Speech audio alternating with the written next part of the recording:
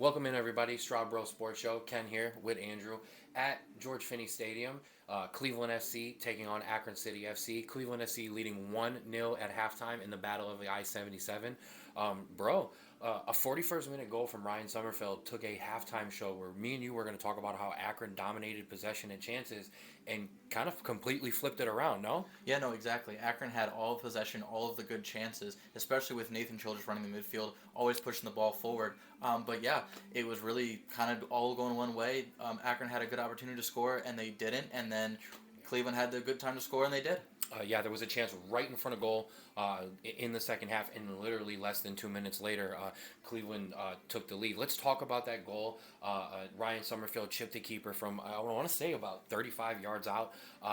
As my goalie, talk to me as a keeper. Anytime you get chipped, you're the first person they look at. Thoughts on the goal? Yeah, so obviously you saw him coming up. He's always going to be an outlet for a pass, and it was one of those ones where it was such a break suddenly that he just didn't have time, and it was a great play by the player to notice that he was out and put it over, and it happens sometimes. Absolutely. And you know what? I know the first look is to look at the keeper, but as a defender myself, you've got to step in front of guys and take those opportunities away, especially when you know your keeper is coming out like Ty has been. He's been good coming out. He's taken chances away from Cleveland coming out, so you've got to be able to help your keeper back there. So let's talk about the second half.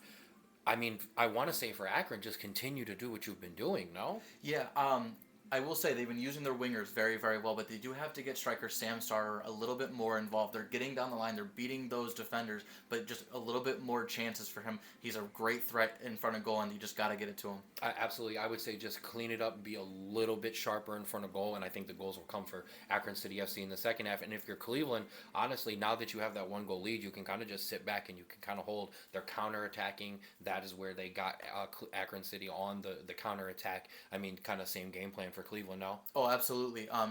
You kind of just have to do it more.